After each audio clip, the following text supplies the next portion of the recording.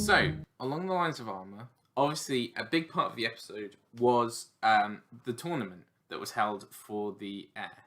So, I'm going to talk a bit about basically medieval tournaments, medieval armor, and how kind of the show compares to it. Now, obviously, it is a fantasy show, and there's only so much that can be, similar. And at the end of the day, you have to argue, well, it's made up. Who cares?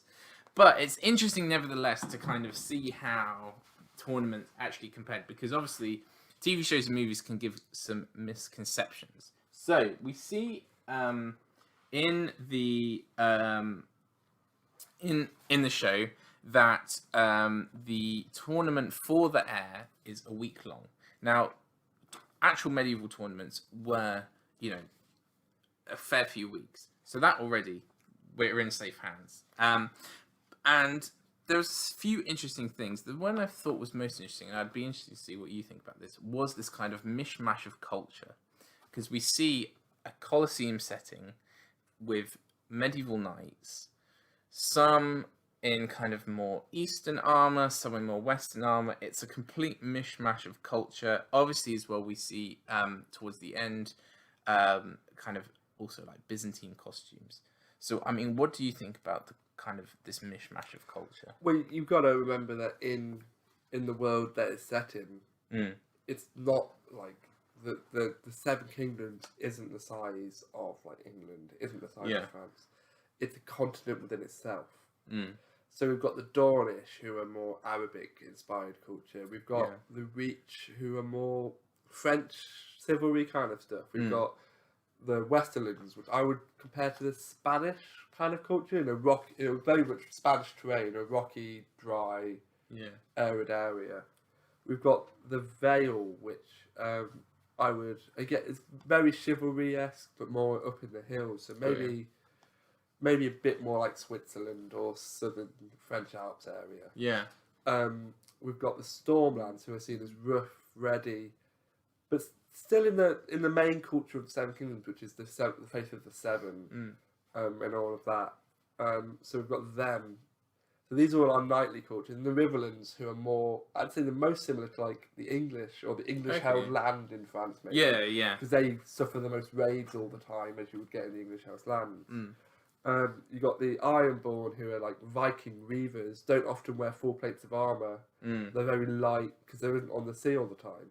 You got the North, who are also Viking-esque in aspects. They don't follow the main religion of the rest of the kingdom. But they're a lot more rugged. So there are comparisons to make, and it is a huge... So it's basically, I would say the size of Westeros would be going from like northern Norway all the way down to southern Italy as one country. Okay, that's quite interesting. Quite interesting. So you would expect lots of cultures. Yeah. And then the Targaryens themselves are they've only been in Westeros, mainland Westeros, for 130 years. Yeah. They've been on the island of Dragonstone, which was a Valyrian stronghold / fortress on the edge of their empire, of the Valyrian Empire. Again, 200 years, if that. Yeah. And then before that, they've been very isolated on the island.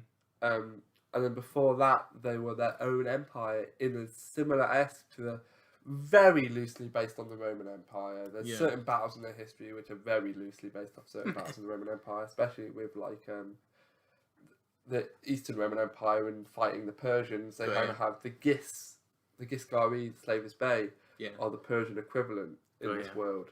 So there's equivalents, very much so, to like actual cultures, but they're not 100%, and that's okay. It's a fantasy world. But there is these different culture groups, and I do think you would have slightly different styles of armour. Yeah, no, definitely. Because it's not all about functionality, is it? No, exactly. And that's one of the interesting things. Now, obviously, when kind of thinking about how it relates to history, one of our best sources is what's called the Treatise on Tournaments by René d'Anjou, who was a French prince in the 1460s. Now, obviously, this is quite late medieval, but it does reveal some really interesting things that we can use to talk about the episode. So the first thing as well, so we talked about, obviously, this Colosseum. How did this actually relate to the real kind of, I guess you could say, tournament.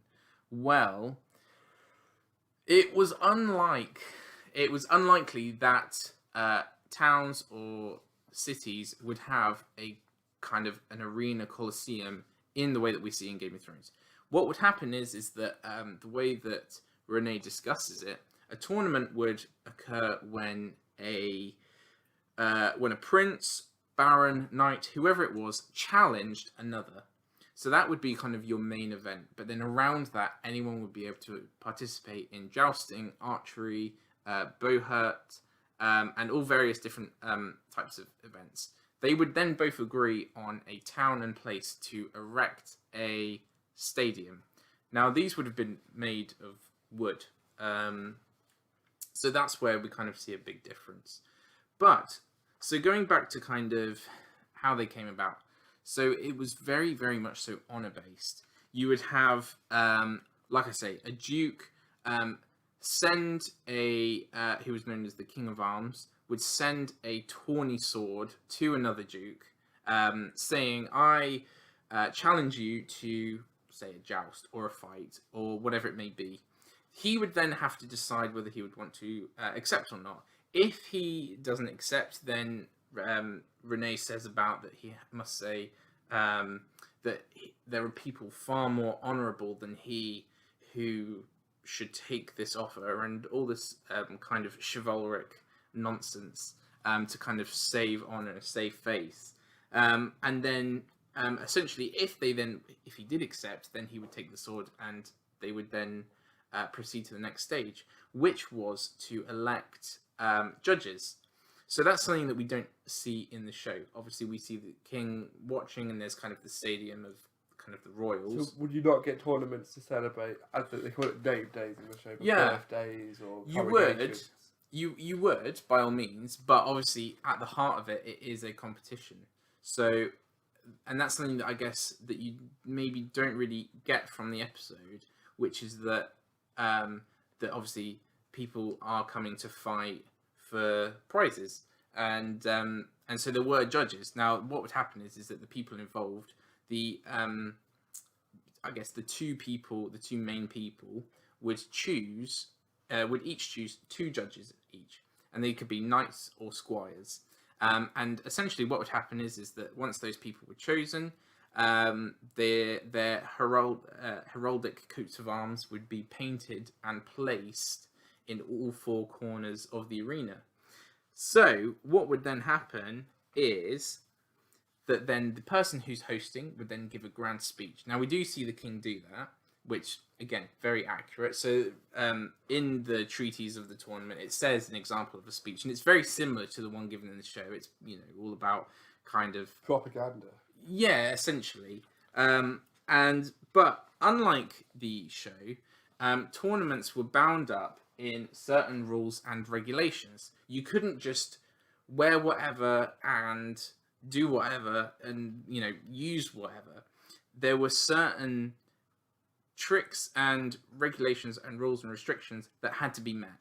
Now, the reason for this, which again is something that is kind of a misconception in media, is that it was all about safety. At the end of the day, no one's gonna die. Which obviously in the show you see people dragging each other off of horses and taking an axe to their face. This plays into this whole Arthurian kind of fantasy of we're here to woo the ladies, show our strength and prowess, and be very honourable. So at the end of the day, we don't want to die. So what was it? So I've got my actual armour because I'm part of Bohurt, which is kind of a modern adaptation of these kind of medieval tournaments. And actually the treaties of René d'Anjou is kind of what helped, I guess, kind of set the actual rules. So my armour is fairly accurate to what would have actually been used, apart from a few things. So essentially the main thing is that you would wear, as I'm wearing now, a kind of under tunic kind of top. And on top of that would be your gambeson. Now, I've got my gambeson here. If I just bring it here. So this is your undercoat, essentially, that your armour goes on top of. It is quite thick, very padded, but this is the thing. I mean, if you feel that, what would you say that is? Maybe a centimetre at most? Yeah. Now, in the treaties of the tournament, René writes that your gambeson had to be 3 fingers thick, which, when you think of that thickness compared to this, I mean, Jesus Christ. But obviously on horseback, a lot more force is going through. Oh yeah, definitely. And kind of, again, it plays into that whole idea of safety. So again, yeah, so your gambeson has to be 3 fingers thick, and then your helmet had to be either a bassinet or a kickline, which is kind of like your wolf rib. Now, we do actually see in the show, Daemon does a joust against, who is Kristen Cole. He has what's called a pig helmet. So it's kind of got that, the small slits and this kind of bulging kind of, I guess you could say like a semicircle that has a lot of holes in. That's called a pig helmet. That's a bassinet. So actually that's very accurate to kind of what would have been used. Now I also have a different type of bassinet, which I will show just here. Essentially this is somewhat similar to what you would see many others wearing. Essentially, you have the breathable holes, so you also see that in the pig helm, you'll see that in the actual episode itself, and you have small eye slits. Now, Daemon himself doesn't have a visor, which... I think that's to do with his character a little bit. That's fair, but... I think that's to do with his, recklessness to a certain extent. And I think it just showed that. I guess it's also about, like, your kind of courage and bravery that it's like, I don't need a visor. Yeah. That's how, you know... And he's meant to be one of the best warriors in the realm at the moment. Which is fair enough. But if it was a real tournament, that wouldn't be up to regulation. But, just as equally, could he not say, bugger those regulations, I'm the prince of the realm? But this is the thing, is that, again, it's all down to this idea of honour and chivalry. It was, you know, you're not going there to... You're going there to prove yourself, but you're not necessarily going there to be an arsehole. So that reminds me of another thing in Targaryen history. They have a thing called the rule of exceptionalism. That the Targaryens are one above everyone else. That's why they're allowed to have incest. Yeah. No one else is. And they actually got it written into their religious roles that they were different, they were better. In the show, they say that they're closer to gods than humans. Yeah. So, like, it would be a thing if you were in a later book, which we in the Tales of Dunk and Egg. Our main character Dunk punches a prince. Right. He's threatened just for punching the prince to lose his arm. They were going to cut his arm off. Yeah. So they were like, so he punched a prince once, kicked him once, and knocked out a few of his teeth. So as punishment, if he didn't end up, things changed obviously in the book, but his punishment originally was to lose his leg, lose his arm, both the ones that killed it, and lose his teeth. Bloody hell. Because they are seen as different. Yeah.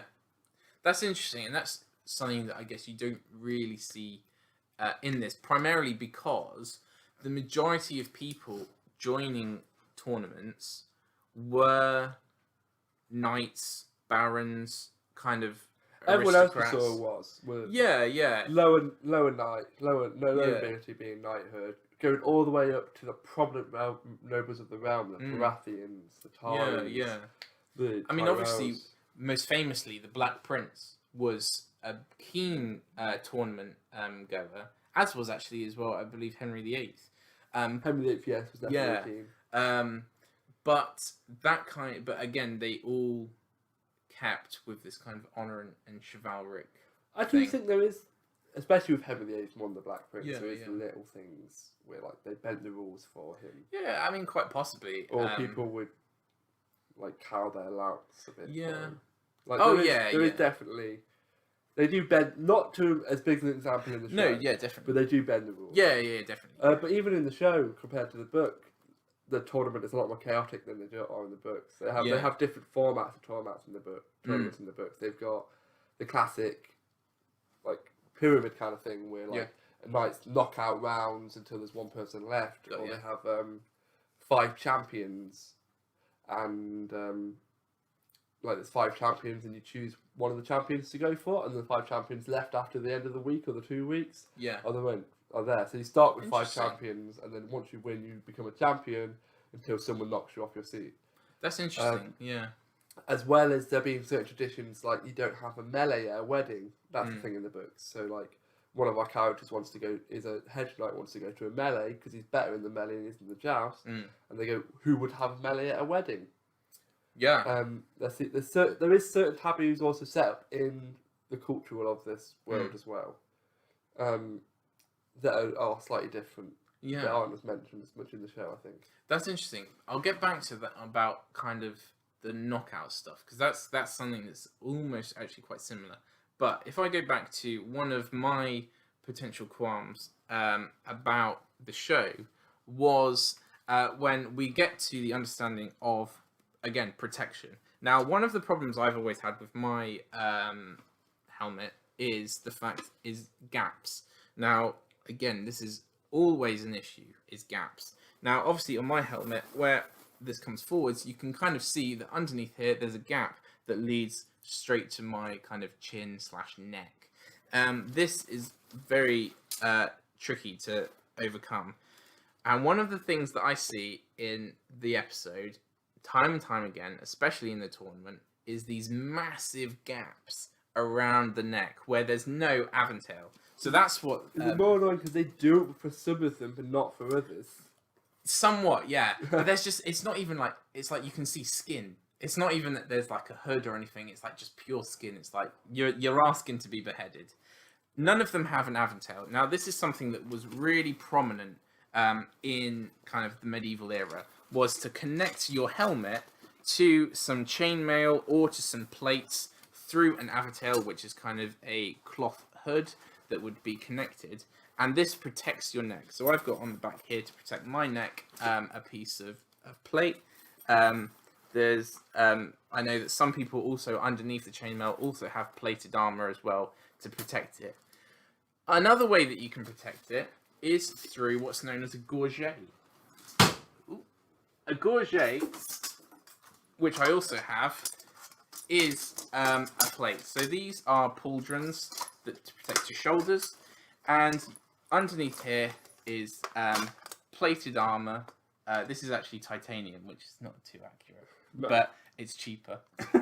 But the problem actually with titanium is that it's very flexible, which is why people getting into the sport will often get titanium because it's cheaper, but actually it can cause more injuries. In any case, if I put this over me just quickly, you can see that it comes up to cover my neck, essentially. Now, this gorget is actually fairly basic, but there are some people in the sport that have steel gorgets that really go really high, that really come up to protect your neck. Because again, at the end of the day, you don't want to be beheaded. If you were doing jousting or the melee and you had, something goes wrong, your neck is where, you've got some main arteries there. So by having a combination of the chainmail over the top plus the gorget, that's how you can protect yourself. But in the show, hardly any of them have gorgets or aventails, which is something that, again, if this was a real medieval tournament, it would not be allowed. I do think, though, we are going to see a change in some of the armour. Do you think? I think this is a pilot episode. Yeah. Yes, some of it was refilmed, but it was a lot lower budget than the later episodes would be. Because this episode came out a few months before the rest of the stuff was filmed. Got ya. Not for us, but for people to view. Yeah. So I do think we will see a refinement. So the budget will include gorgets. I do. Well, we saw, as we saw with Chris and Cole, he was our main, beside Daemon, our main character. And the Baratheon. Yeah. He had good armour. He did. And they were our main characters. It was more the little side ones that you did only see them for like 10 seconds. Yeah, no, of course. And I do think as we get more main characters in, we are going to see better armour. I am being overly picky just because, but the topic of gaps is one that's, especially in tournaments, but even just in armor in general, is like so important. Especially with these rich of the rich people. Yeah, because they can afford to not have the gaps. Because at the end of the day, when you've got steel hitting steel, it's the gaps that's where you're gonna be able to defeat your opponent. And so by having these massive gaps along the arms, that's where you typically have them. And again on the neck, you're just asking for it. But is there not a certain level of mobility to... Is there not examples of like 5 peasants charging down a knight in like a full set of armour and knocking him to the ground? I mean, I guess, because obviously I mean, that's what, again, another misconception that we see in media is when you see like knights and just someone will like take a sword and just slash them and they'll die.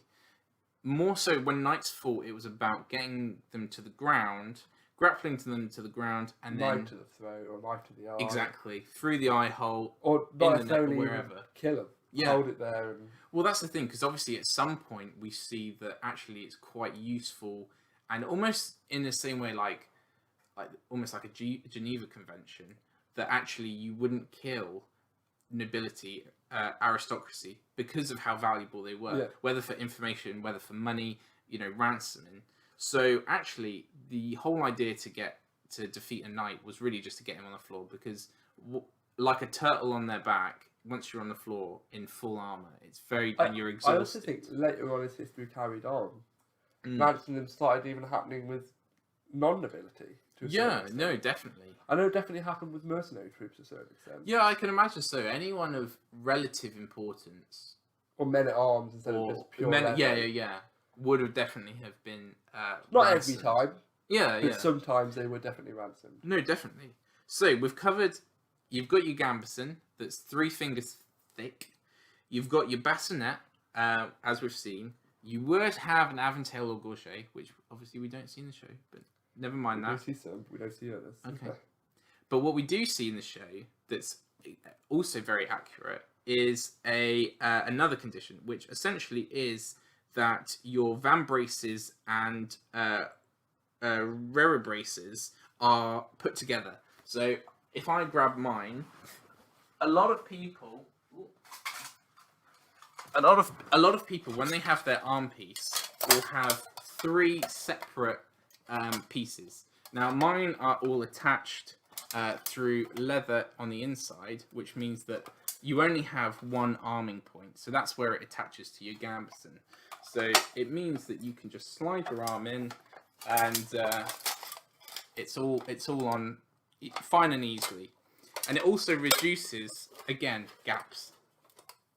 Now we also see, we do see in the show, a lot of them having one piece van braces, one piece armor, which again is a very good and accurate. It's for ease of arming, though, isn't it, as well? Oh, definitely, because like I say, I know some people who have got various different pieces. You've got, an arming point here for your braces. You've got an arming point for your elbow. You've got an arming point, and all of that needs to be tied. And it just also increases the chance of armor failure, because obviously if someone hacks it off and it falls off, then you're out. So by having it all in one, it increases safety, increases protection, and makes it a lot easier to hide those gaps, which of course is again the whole point.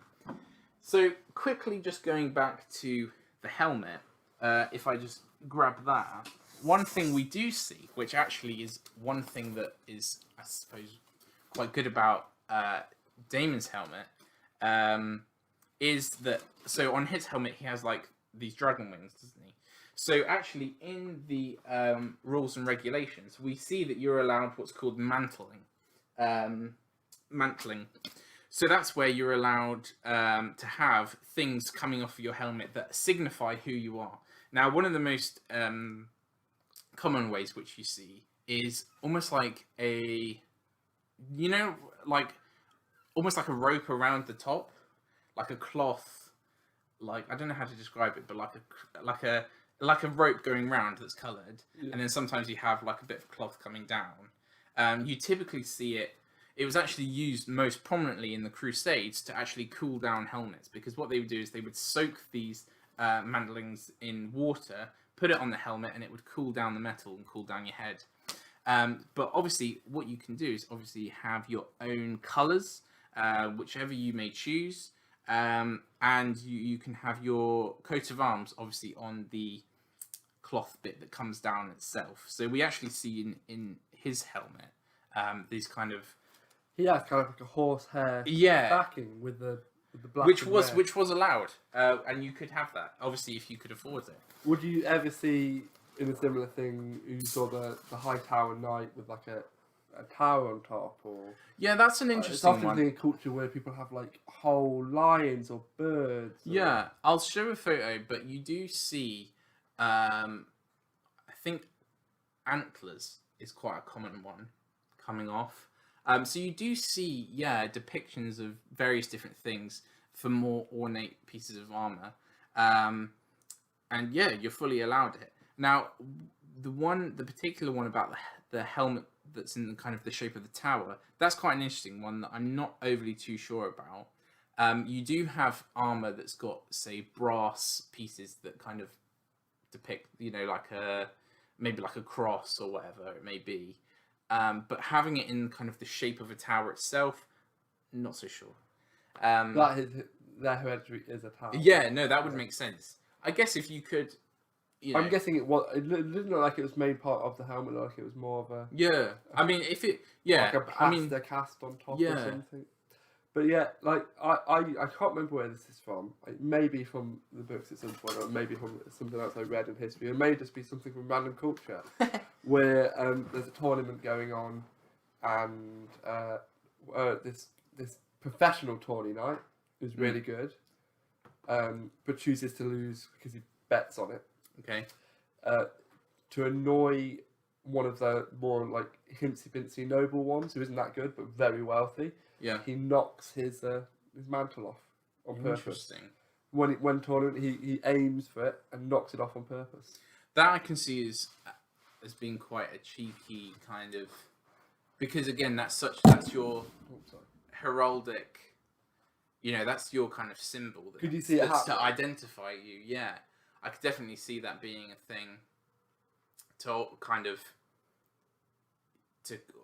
undermine your opponent almost. Yeah, that's it. That's quite interesting. Now, another way, obviously, you could identify yourself is through what's called a tabard. So this is my tabard, which identifies me and my team. These are our colours, and it's quite dirty and ridden with blood and sand. But essentially, this goes on top of your armour, and it serves two purposes.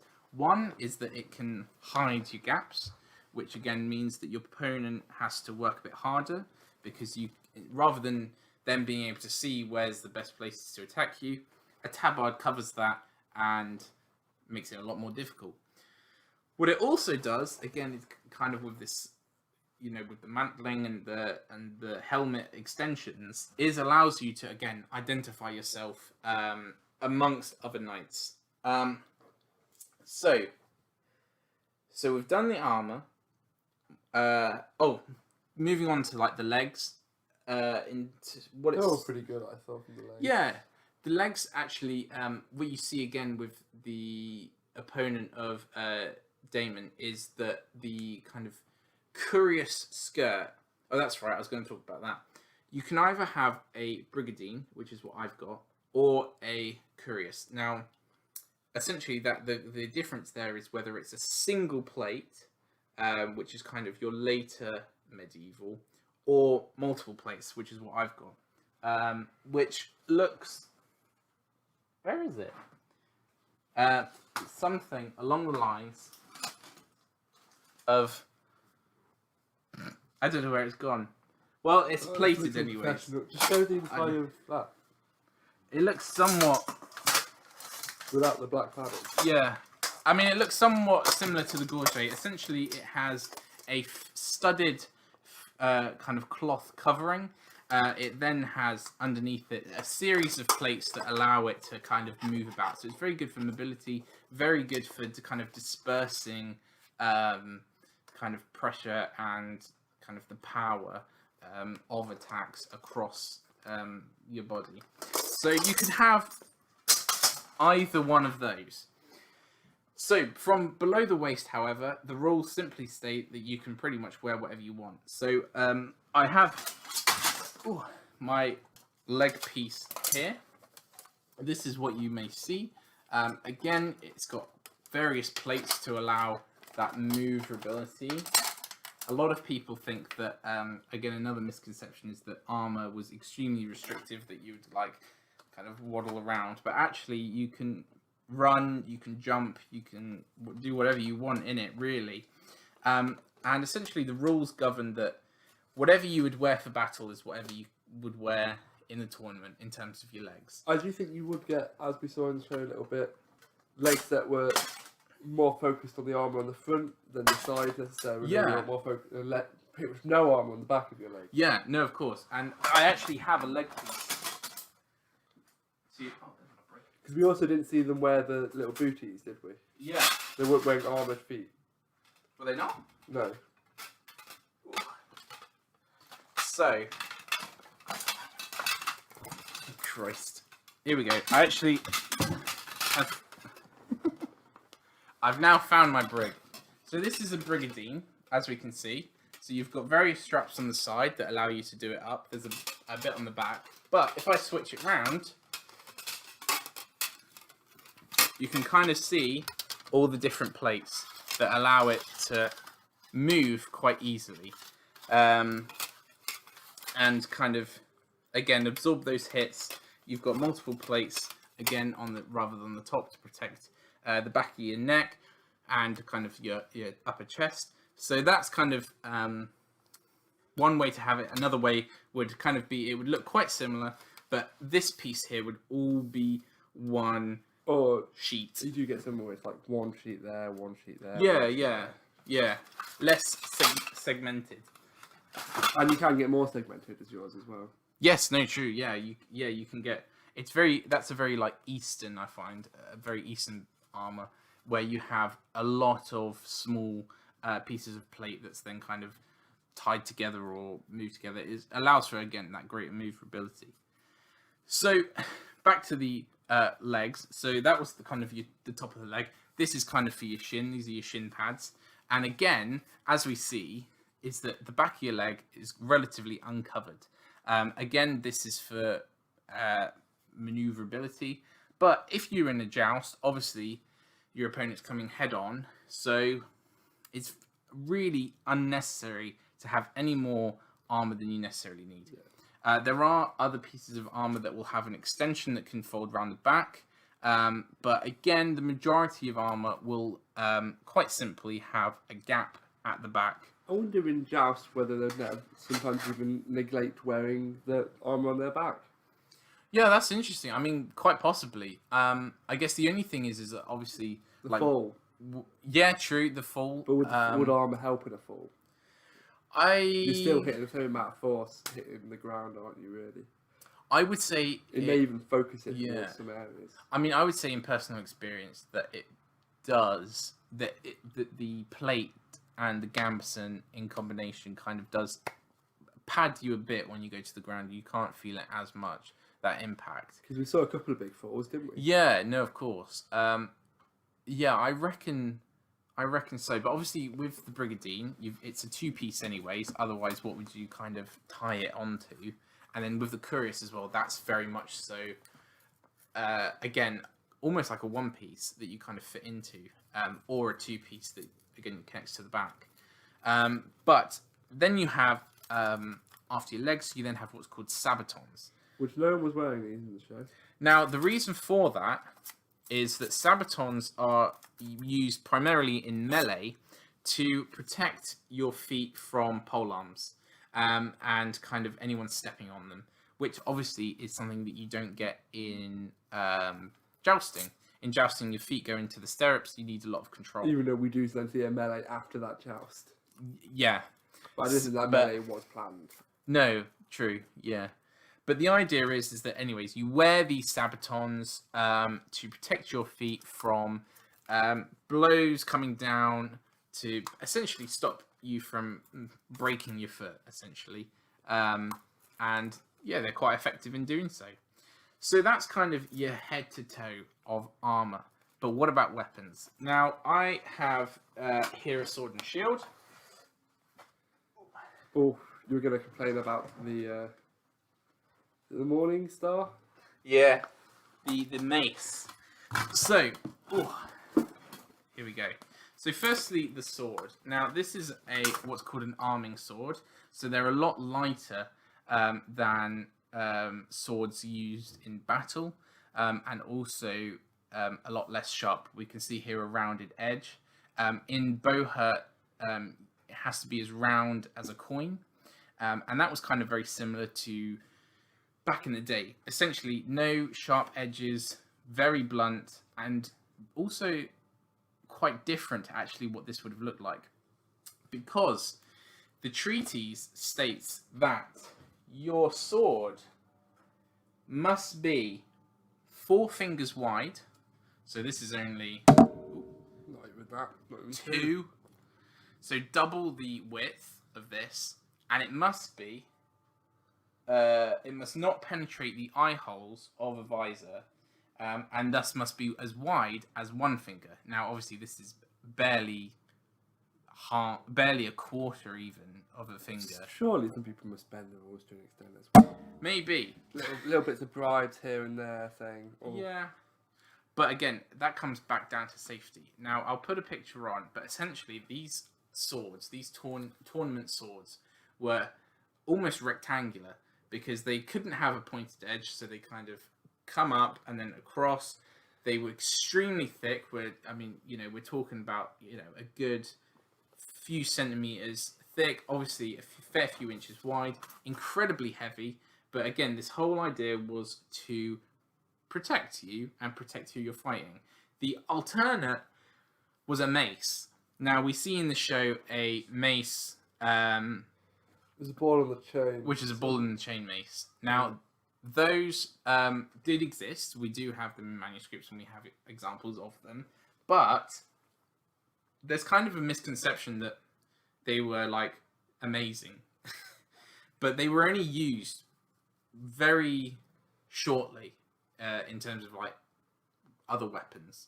The main reason is because unlike a mace where you'll have kind of a long stick with a mace on the top, these ones were very difficult to use. You had to swing, you had to kind of build momentum, and I think they were originally inspired off a medieval weapon, a peasant weapon, weren't they? Yeah, I mean, you see that quite a lot. Yeah, with a chain and a bit of wood, which they used for thrashing wheat. Yeah, was then used as a weapon, and then I think they moved over. I mean, that's where you get a lot of weapons come from, because obviously peasants weren't necessarily allowed to have weapons, and so they were able to almost disguise weapons as equipment. Or equipment became weapons. Or that, yeah. So that's why they're a lot more inventive, I think. Yeah, that's why you see, I guess, scythes and stuff like that being used.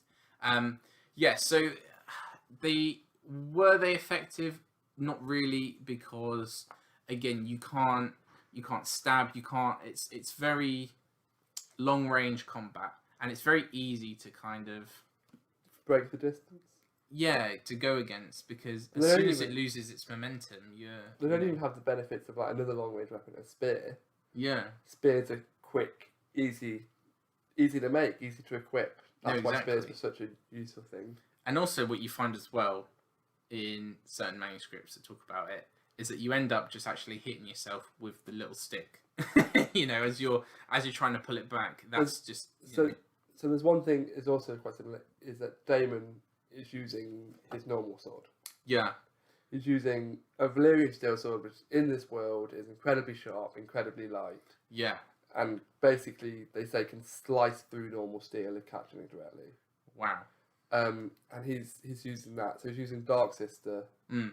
And then we also do see Blackfire when he's on the throne. Yeah. What do you think of those two swords? You see less of Dark Sister, but you do see a good view of Blackfire.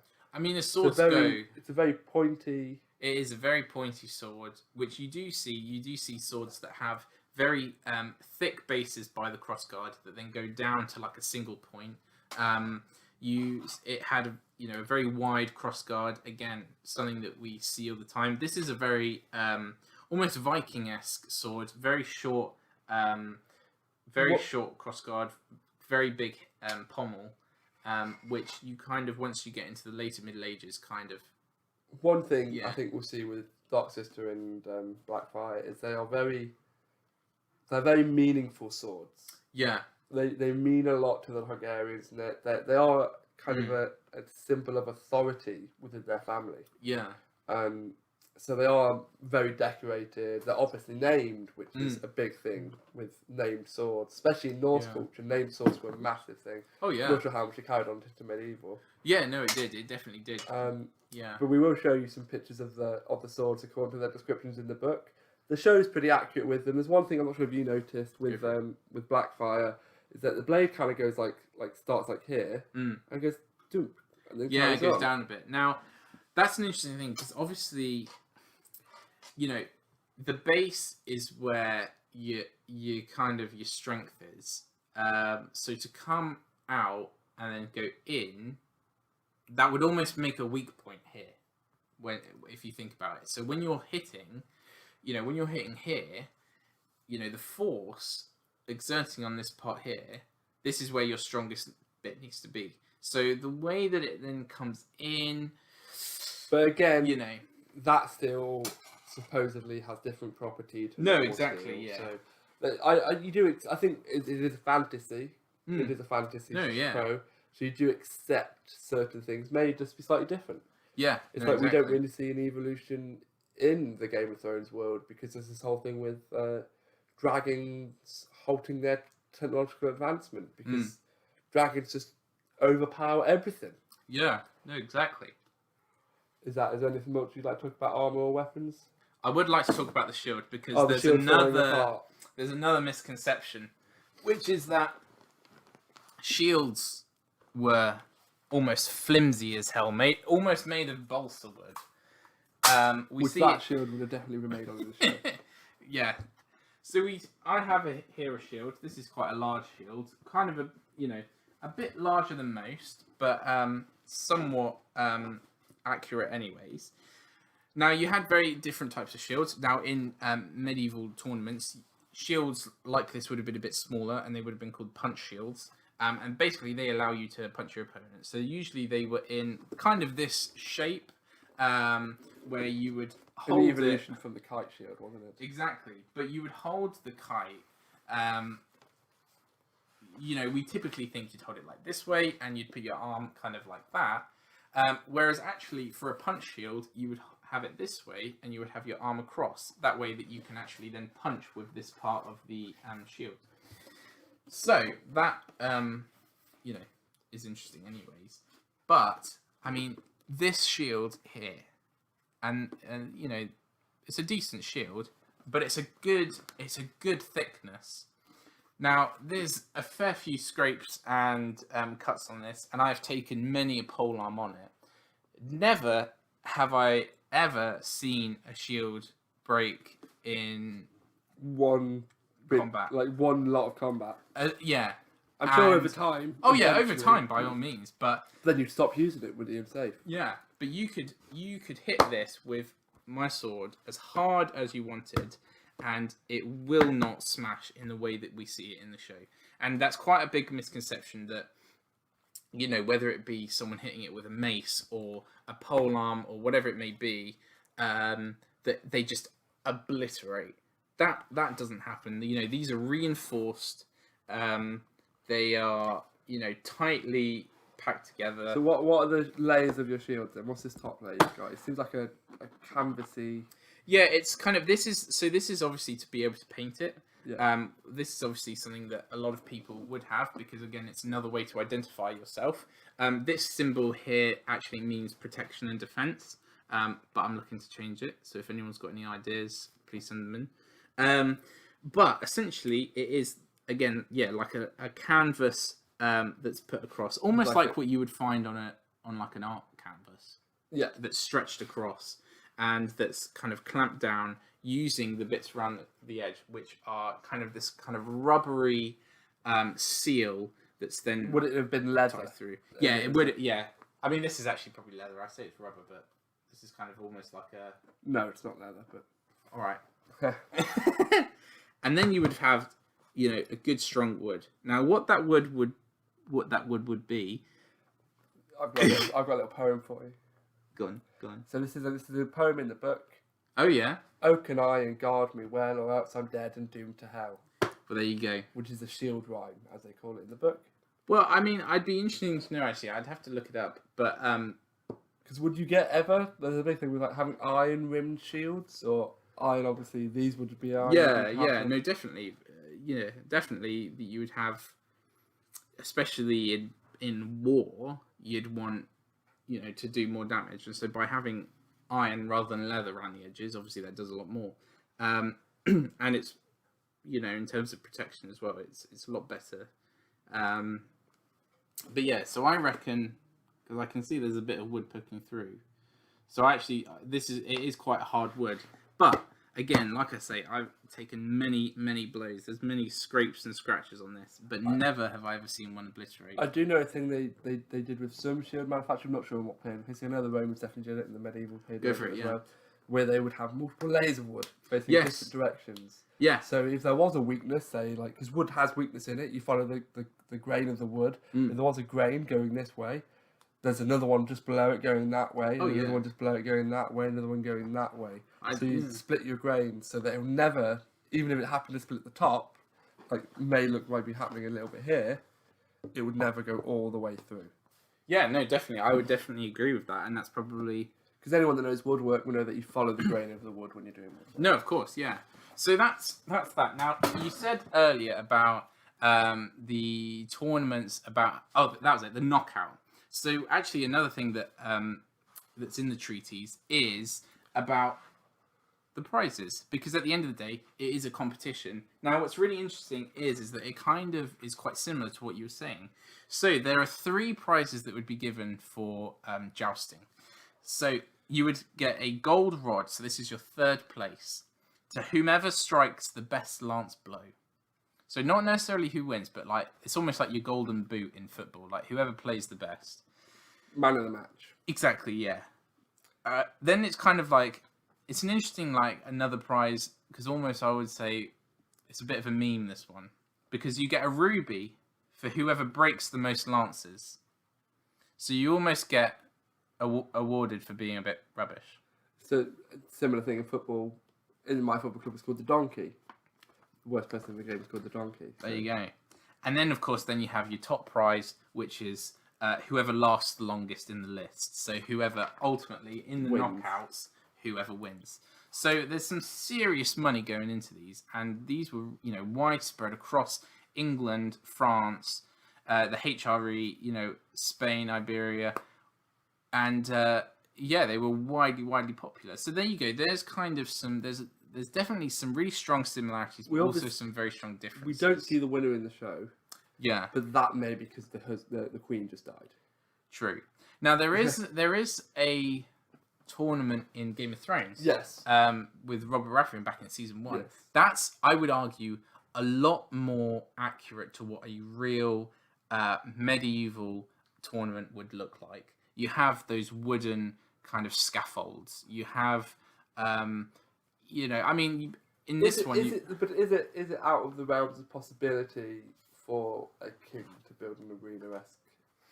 No, I guess, but I mean, the definitely, I guess, in capital cities. I mean, obviously we have colosseums that still exist and everything that we use, but as far as I'm aware, in terms of once you get to a kind of lower down, you kind of your barons, your lords, dukes. But again, they wouldn't. This was a king's tournament. No, exactly true. Yeah, so you would have, especially most probably being an inspired arena by the Byzantines. It did make me think, especially with the horses not stopping and running around, a bit of the chariot races. No, definitely. I mean, that's a very strong, thing. It's actually, research has shown that the highest paid athlete in history was a chariot racer from the Byzantine Empire, and definitely it was extremely fast paced, which does ring true to chariots. Yeah. So there you go.